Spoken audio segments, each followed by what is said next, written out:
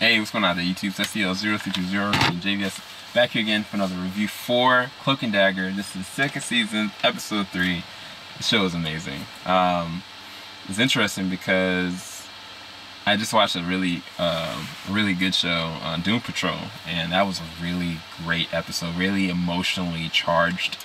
This episode, what I really wanted is I wanted to see like what made Mayham tick. How did she even get there? And they gave that in spades. You get to understand there's a defining difference in OReilly and Mayham. And it's like, it's still really interesting at the same time because Mayham could have easily killed OReilly within the 265 days that she's been there. But she didn't. And I don't know if it's because she's a pale version of herself, or she's like pitted herself to have a focus. Because she keeps finding absolution from the priest and the father, and it was kind of crazy because he was spiraling, and I knew he would eventually, but I didn't know it would go to those lengths. And it was kind of just like she kept on trying to justify what she was doing. But at the same time, I was like, yo, what is wrong with it? Like, fundamentally, she is messed up. And she kept on trying to give him, you know, alcohol to numb his pain and to get answers from him. But really, she didn't want answers. She just wanted an excuse to do what she wanted to do, to be a monster as she is. And it's crazy because, like, the mouse, when they got exposed, like, it immediately just attacked and killed the mouse. But I don't know if it's OReilly is such a good, like, spirited person that she's fighting with the definition side about who she is. But when she said to the priest, she was like, I just want to kill people. Like, I don't really feel one way or another. Like, that part of the soul that was connected with Richard. And I'm wondering if it's possible she'll ever get that. If she is incapable of that, like legitimately she just cannot feel, she's the most dangerous thing they can ever think of or imagine, because she's just going to continuously justify what she's doing. And at a certain point, she's not going to justify it to anybody. She's just going to do it. It isn't going to matter. And I think right now she's trying to find legitimacy by, you know, trying to get Tandy involved, because she knows Tandy is like, you know, trying to do the same exact thing, got that same animosity about her.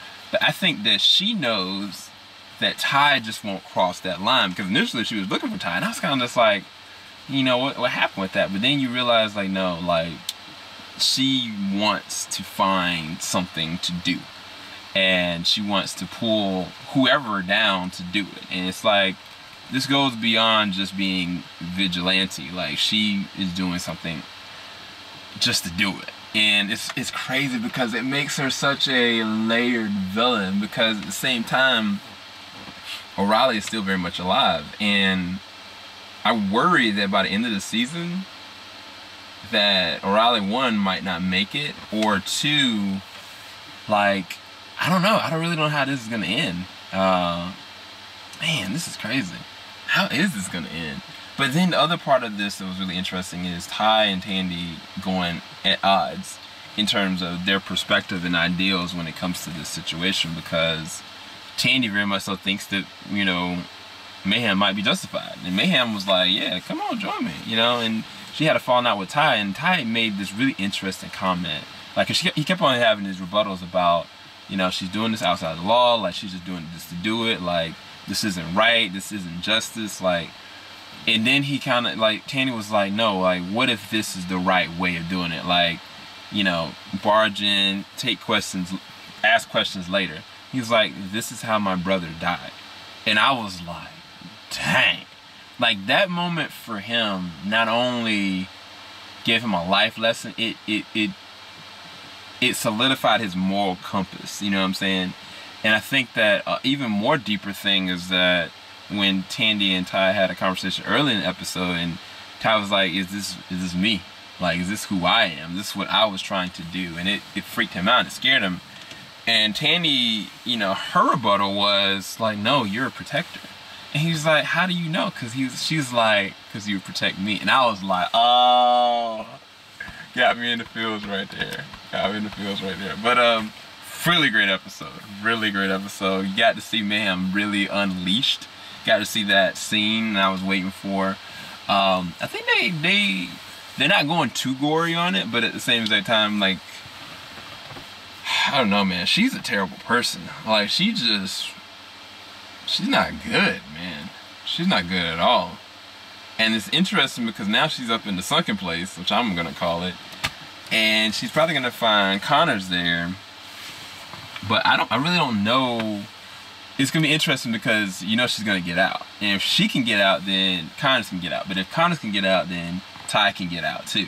You know what I'm saying? Like, Ty can find evidence that he needs to make it out of the situation. So we'll see what happens, but I enjoyed the episode. Hopefully you guys enjoyed this review. Make sure you go and check out our full reaction. The full reaction is going to be available on our Patreon.